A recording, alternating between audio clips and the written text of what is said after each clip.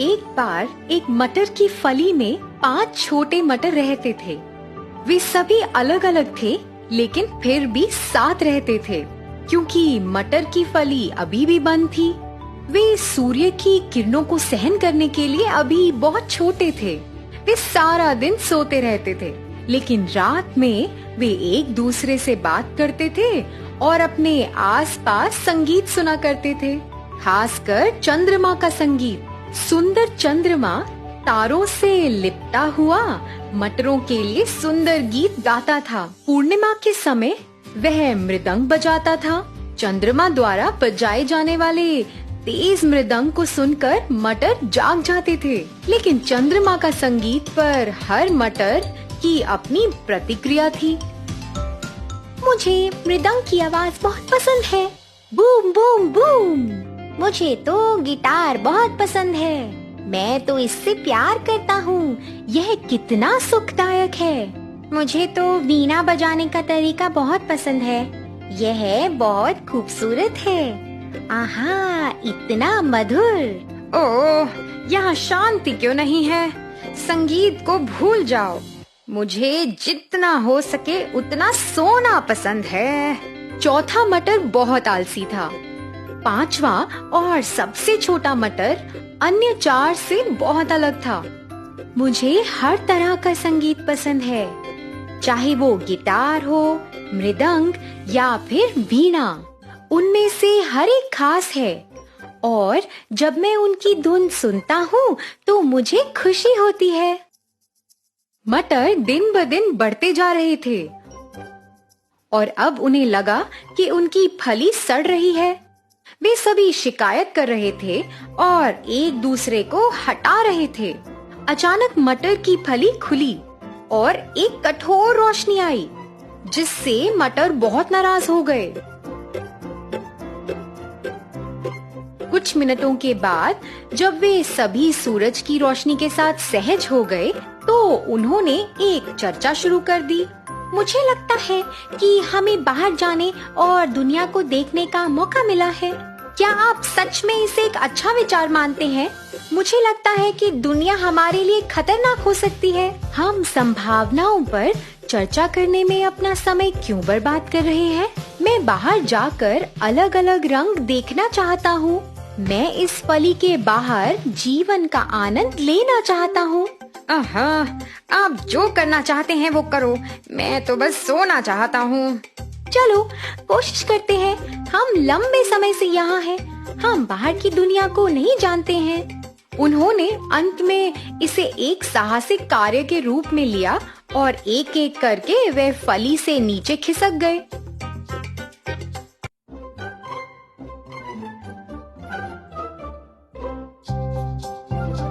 वे सभी मटर के ढेर पर उतरे।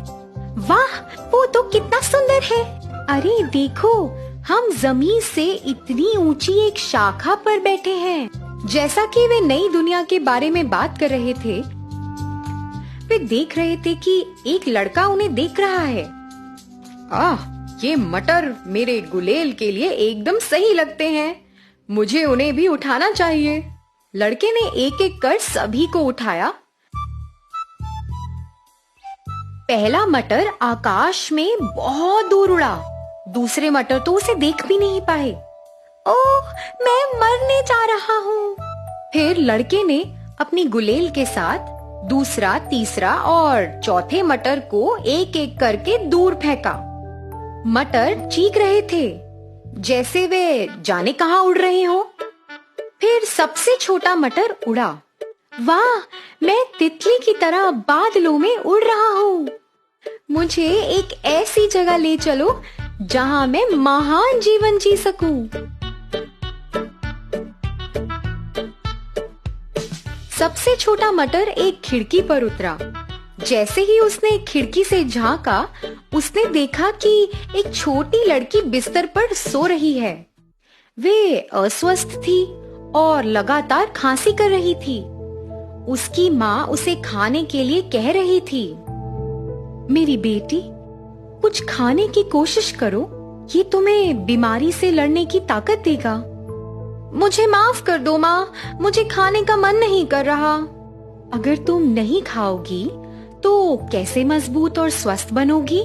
मटर ने देखा कि माँ छोटी लड़की को खिलाने की कोशिश कर रही थी, लेकिन लड़की खाने के लिए बहुत बीमार थी। लड़की के लिए माँ बहुत चिंतित लग रही थी। रात में जब लड़की सो गई तो मटर ने लड़की की माँ और उसके लिए प्रार्थना की और वह उनके लिए बहुत दुखी भी हुआ। वह मदद करना चाहता था। देर रात मटर ने खिड़की के माध्यम से कमरे में प्रवेश किया। चंद्रमा की रोशनी के साथ मटर ने लड़की के लिए मृदंग के साथ एक गीत गाया। अरे वहाँ कौन है? मुझे अभी कुछ आवाज सुनाई दे रही है। ये मैं हूँ, मैं यहाँ खिड़की में हूँ। अरे क्या तुम बोल रहे हो? मैंने पहले कभी मटर बोलते हुए नहीं देखा। मैं गा भी सकता हूँ। मैं आपके लिए चंद्रमा के मृदंग के साथ एक गीत गा रहा था। क्या? चांद का मृदंग?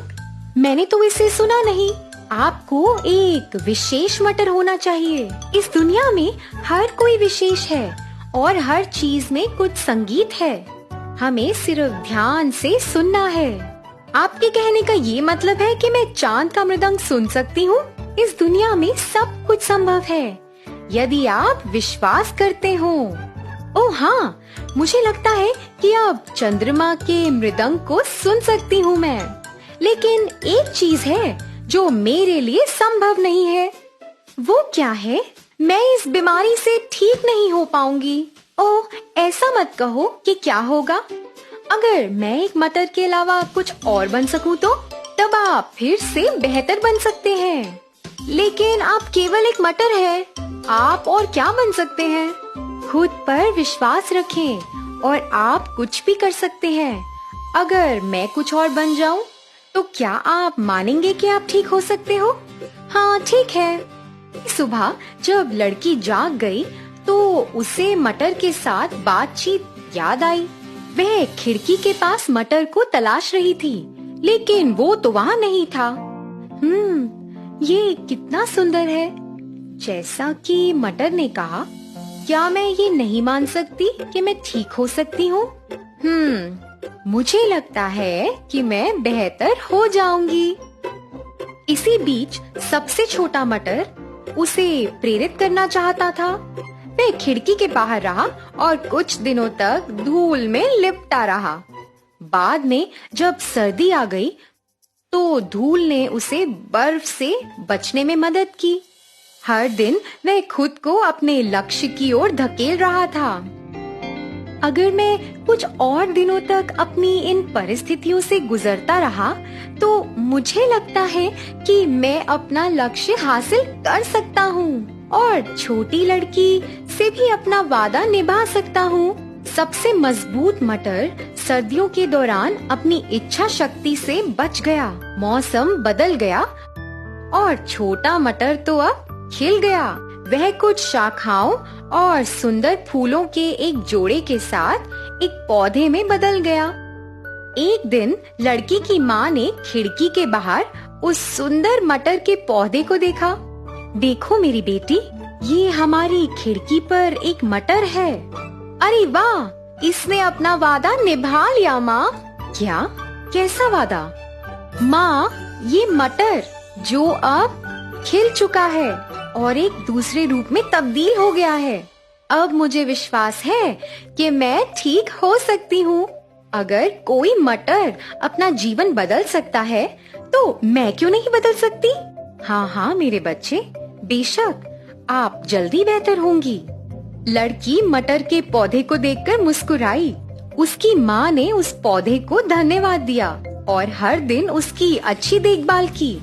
कुछ दिनों बाद छोटी लड़की पूरी तरह से ठीक हो गई, क्योंकि वह खुद और मटर में विश्वास करती थी।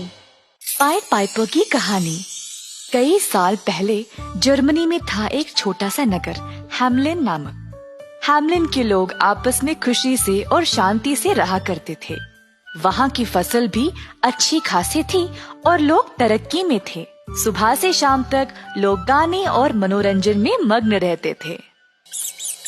परंतु एक दिन सब कुछ बदल गया। शहर में एक बहुत बड़ी मुसीबत छा गई, चूहों की। सारा शहर हजारों चूहों से भर गया।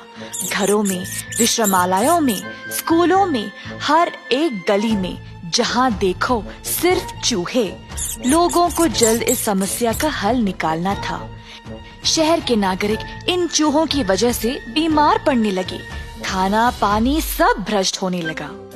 शहर के मेयर साहब ने कई बैठकों का प्रबंध भी किया इस समस्या के बारे में चर्चा करने के लिए।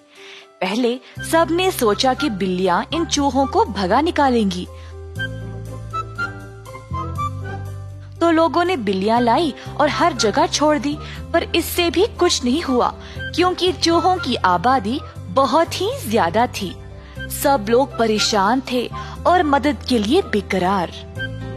एक दिन एक अजनबी हैम्लिन में आया।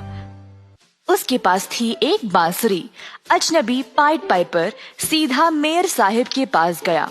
अजनबी ने मेयर से बोला, जर्मनी के हर एक कोने में पता है कि हैम्लिन के शहर में चूहों की बहुत बड़ी समस्या हो गई है। मैं आप लोगों को इन चूहों से छुटकारा दिला सकता हूँ, तो मेरा इनाम क्या होगा? एक क्षण के लिए तो मेयर हैरान रह गया कि अचानक से कोई अजनबी उनकी दफ्तर में आकर बोल रहा है कि वह शहर के सारे चूहों को भगा देगा। अगर तुम ये सच में कर दोगे तो तुम्हें 10,000 सोने के सिक्के मिलेंगे इनाम में, बोला मेयर। अजनबी ने रजामंदी में अपना सर हिलाया और बोला, एक दिन के अंदर अंदर हैम्लिन में एक चूहा भी नहीं बचेगा। और हाँ, आप अपना वादा ना भूले। ऐसा कहकर पाइट पाइपर वहाँ से चला गया। मेयर पाइट पाइपर की ओर अपनी खिड़की से देखता रहा, उसको शहर के बीचों बीच चलते हुए। फिर अचानक से पाइट पाइपर ने अपनी बांसुरी पर एक अनोखा धुन बजाना शुरू किया। अचानक एक अजीब सी शोर शुरू हो गई। हजारों चूहे हर दिशा से आने लगे और पाइट पाइपर की अनोखी धुन का पीछा करने लगे। घरों से, दुकानों से, हर जगह से चूहे बाहर निकलकर इस धुन के पास आने लगे। हुआ ये था कि धुन की वजह से चूहे सम्मोहित हो गए। अजनबी समुंदर की ओर चलने लगा और शहर के सारे चूहे उसके पीछे पीछे। काफी अनोखा दिशा था शहर के सारे लोगों को। हैम्लिन के सड़कें इन चूहों की लहरों की वजह से काले नजर आने लगे। अजनबी अपनी बांसुरी बजाते बजाते सीधा समुंदर के अंदर घुस गया और साथ साथ सारे चूहे भी। चूहे पानी की लहरों में पकड़े गए और सब के सब डूब गए। इस तरह पाइट पाइपर ने अपने वादे अनुसार हैम्लिन को सारे चूहों से मुक्त कर दिया। अजनबी शहर वापस आया और मेयर के पास गया अपने 10,000 सोने के सिक्के लेने के लिए। मेयर और शहर के सारे लोग ये नजारा देखकर बहुत खुश हो गए। पर मेयर ने अपनी जुबान बदल डाली। उन्होंने कहा, तुमने बहुत ही बढ़िया काम किया है, पर एक दिन के काम के लिए 10,000 सिक्के कुछ ज्यादा ही है। मैं तुम्हें केवल 500 सिक्के दूंगा। और बेवकूफ मेयर ने उसको अंत में एक भूटी कौड़ी भी नहीं दी। अजनबी ने मेयर की ओर गुस्से से देखा और कहा, अब मैं एक और धुन बजाऊंगा और आप इसके अंजाम से खुश नहीं रहोगे, देख लेना। सड़क के बीचों बीच जाकर उसने अपनी बांसुरी फिर से बाहर निकाली और बजाना शुरू किया। इस बार अजनबी ने कुछ अजीब सी धुन बजाई। हैम्लिन के सारे बच्चे जो थे अचानक से अपना काम काज, खेलना कूदना बंद कर दिए। एक एक करके पाइट पाइपर के पीछे जाने लगे। अजनबी शहर से बाहर निकल गया और कहीं दूर पहाड़ों में गायब हो गया, और उसके साथ साथ हैम्लिन के सारे बच्चे भी। बच्चों के माँ बाप रोने लगे। उस अजनबी ने हमारे बच्चों को कहाँ लिया है? शिकायत की सबों ने मेयर साहब के पास। मेयर असहायक था। उसको पता था कि उसने अजनबी को धोखा दिया है। अजनबी हैम्लिन वापस तो आ गया, पर बच्चे नहीं। मेयर तुरंत उसके पास गया माफी की भीख मांगने के लिए। उसने बहुत विनती की बच्चों को वापस ले आने के लिए। पर बिना कुछ कहे पाइट पाइपर बस मुड़कर वहाँ से चला गया। शहर के सारे लोग मेयर के दफ्तर के बाहर आ खड़े। सबने उन्हीं की ओर उंगली उठाई। हमारे बच्चे कहाँ हैं? मेयर शर्मिंदा होकर बस चुपचाप खड़ा रहा। अब तुमको ही ढूंढना पड़ेगा। हमारे बच्चों को वापस ले आओ। मेयर शहर से भाग गया पहाड़ों की ओर। उसने सालों साल बिताए गायब हुए बच्चों को ढूंढते हुए। इस कहानी से हम ये सीखते हैं कि हमेशा अपने दिए गए वादों को पूरा करें।